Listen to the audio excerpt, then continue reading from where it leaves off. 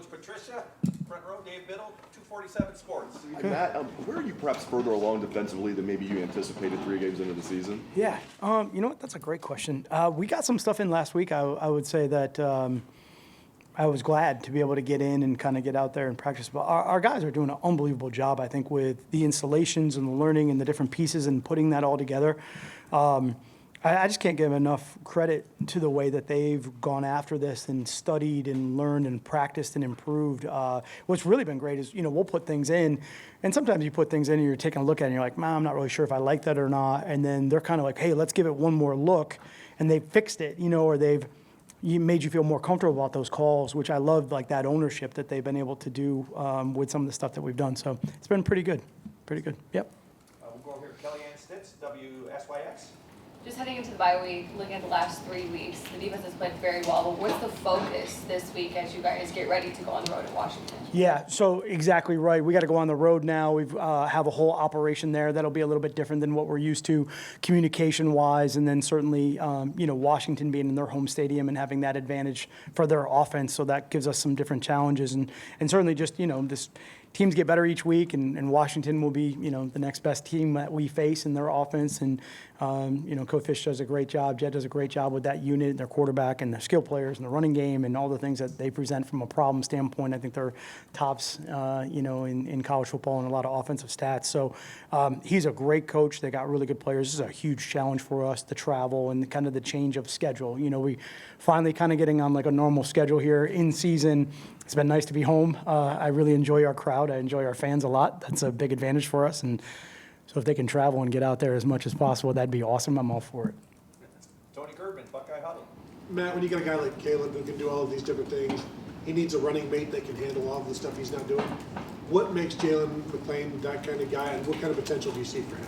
Yeah, Jalen, I think, really has followed along with Caleb in the communication. That's the biggest piece, with the safeties. They got to talk back and forth. And depending on if you're playing, middle field closed coverage or split safety coverage, there's a lot of communication that goes outside from that position and then towards the front. And I think that, just learning how Caleb approaches the game, Jalen's really done a good job of kind of following that model. And, it's always good when you have a great player in front of you and you do what he does. That usually helps you out a lot. But I think those two and their chemistry together, along with the linebackers, those are our main communicators.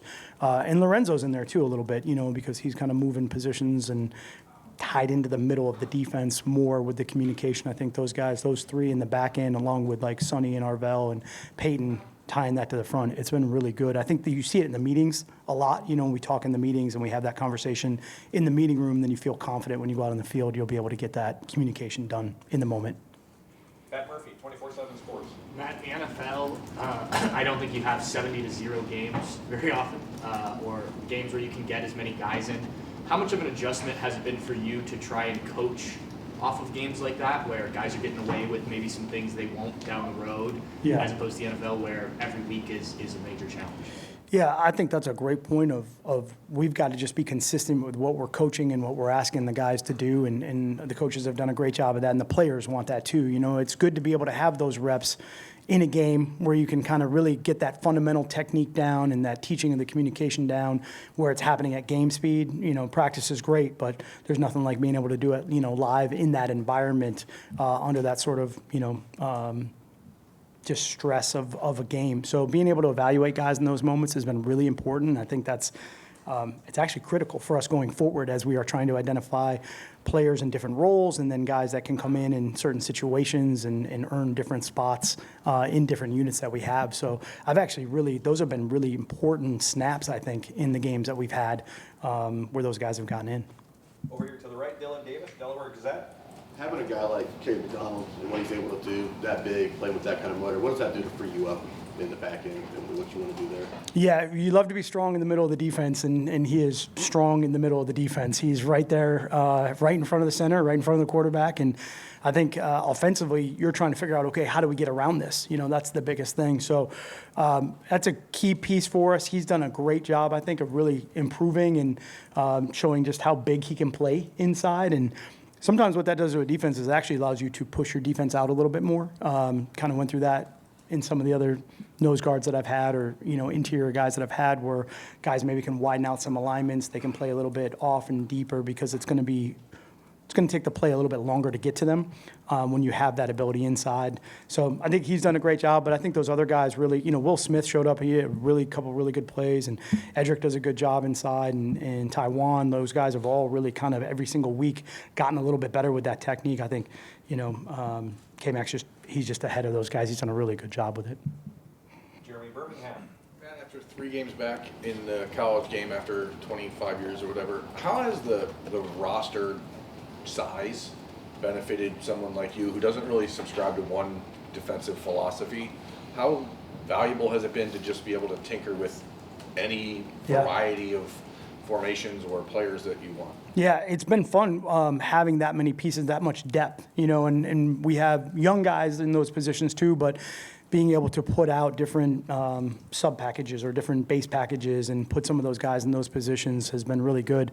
I think those guys earned an opportunity to go play. So to be able to have that much opportunity to do that with those guys has been really good. And sometimes you got to be careful because I'm looking at the board maybe on a Tuesday and I'm like, oh, we can run all these packages. And you're like, all right, we can't get all that practice because you're trying to get everybody a job and a role. And I think the coaches have done a good job of putting different guys in those positions to be able to get them all out in the field. And I think all of these snaps that we're getting now are going to pay off, in the long run. We don't know what it's going to look like a month from now, but certainly getting as much game rep as we can now helps everybody, I think.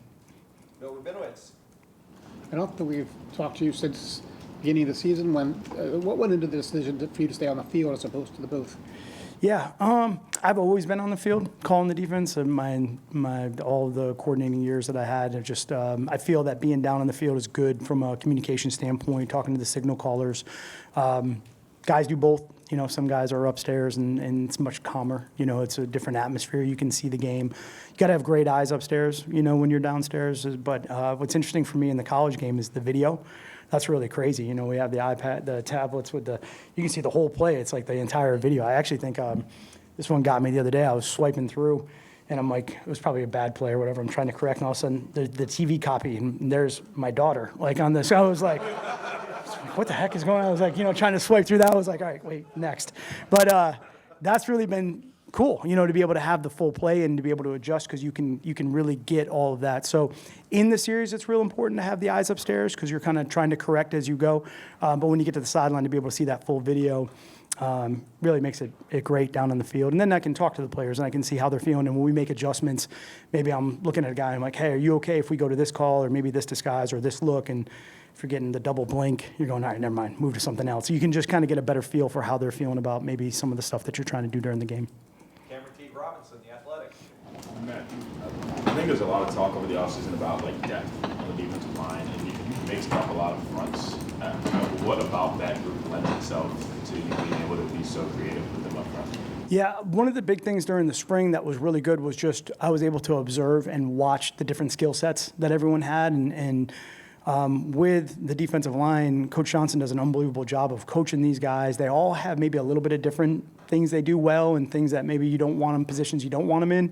And by being able to use multiple fronts and different looks, I'm trying to just get them in the best possible position to do what it is they do well so they can go play fast and aggressive. So using that variety, I think, hopefully has helped them as they're building their fundamentals and their techniques to be in positions that are advantageous for them. And like I said, Coach Jay does a great job of we've put a couple different looks out there front-wise, and he's just been able to get them all lined up and get them ready to go, and the communication and the techniques and all that stuff. So he's done a great job with those guys.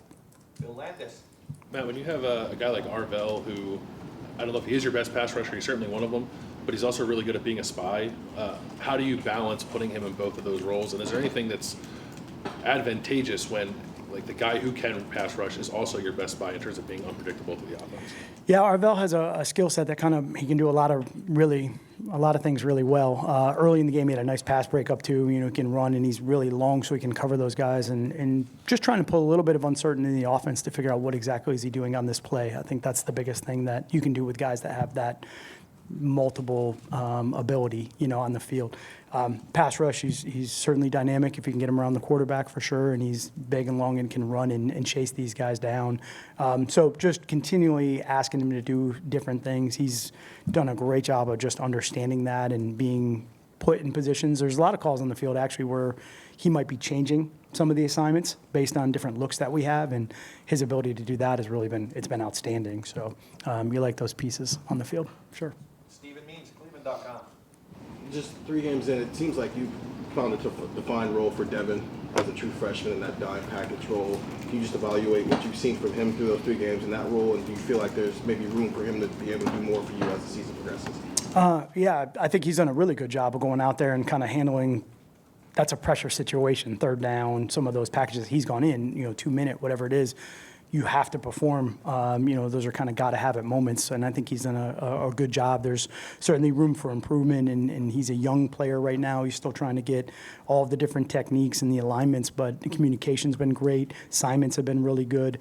He's certainly very gifted athletically and can handle that. So hopefully these snaps that we're building on now can help, him improve as we go forward. And certainly also we're trying to build our depth, to make sure that we have that handled as we go forward, and putting him in that position, in that role, allows us to kind of build on that every single week. So there's things that we're doing in practice that maybe don't show up in the game, where he's getting the game reps to be able to get a good evaluation, maybe just kind of get him that exposure. But during practice, we're having him in some different positions too, where we feel like we're building confidence to be able to do that with him going forward. Deep right, Dan Hope, 11 Warriors. Washington's quarterback's a dynamic runner. What kind of challenge is that, and how much did it help to go against a guy like Parker Navarro this past week? Yeah, it certainly helped to be able to see that style of play. But, getting to Washington, he's very much a little bit almost like Kyler Murray. Like that first step quickness that he has and his ability to get to top speed it's explosive. It's fast. He's quick. He gets out of the pocket, and he's got a really strong live arm. This thing can go downfield. They've got good players to get the ball to. So that's going to be a huge challenge for us. Even when you think, you watch the tape, you think you've kind of got him bottled up, he can get out. And that reminds me a lot, like I said, of Kyler Murray, who just, it's so fast to that first step speed. Like you can go from, get to your top speed in 1 step. That makes it very difficult for defensive players, especially guys in the front. A lot of times they're bigger, longer, slower. You're trying to rush, or you're trying to play the run game, because he can obviously run with the ball too a certain way. You think you have him leveraged, and then all of a sudden he sidesteps it, and then he's out the gate. So getting a look at that last week was good for us. Live in game, those reps will be valuable, and then it's got to really be next level as we go forward to Washington. Jeff Gilbert, Press Pros. Coach, coach pro guys for so long, coaching college guys. I don't know what your expectations were for these guys. A lot of new starters, but sort of what level of professionalism do they bring to the job every day, and is it more or less than what you thought it might be? Yeah, I think that's a really good just kind of observation, and I'll second all of that. These guys have been unbelievable to go into the meeting room, and I think I've said this before, but it's such a joy to kind of be around these guys. There is that professionalism that you walk into the meeting room, they're very serious, they take notes, they want to learn what the game plan is, they really want to learn about the opponent. But then there's just that also joy of they are young kids, they have that youthful energy about them. They love the game for the game. It's just all of that stuff being around younger players that just, come out of them. They have fun, they're out there celebrating the, 6-7. I don't even know what that is, but my kids know what it is, and they get excited about it. So, I love to see that energy and that excitement that they have around each other, and they're young, they're great young men, but in that meeting room and on that practice field, they're as serious as they can be, trying to just be the best players they can be. So it's a great combination, honestly, to be around. It's a lot of fun. And final question, Doug Maurice. So Matt, 3 games in, it seems to be going pretty well so far. In the end, a new defensive coordinator coming into a new program, that is a big adjustment for players to get used to you and you to get used to them, or you guys all know ball, no big deal, it's fine. Yeah, give credit to the players. I think they've done a good job of just trying to learn. And again, I would say we've carried some things over. It wasn't totally different, maybe just taught a little bit differently, maybe just more conceptual from that standpoint. There's a lot of carryover in the coverages and some of the techniques and some fronts, but not fronts that maybe weren't in the packages. We're just kind of utilizing guys in different ways. So I think the guys have just done an unbelievable job of just, being open-minded to trying to learn maybe a little bit different and put the packages together. It's been a lot of fun. Like I said, my whole goal is to teach and mentor and coach young men and help develop young men and, hopefully have a positive impact in their lives going forward. And that's really what I'm trying to do. And that's what's been the most fun. All right, Coach, thank you very much. Okay, thanks a lot. Good to see everybody.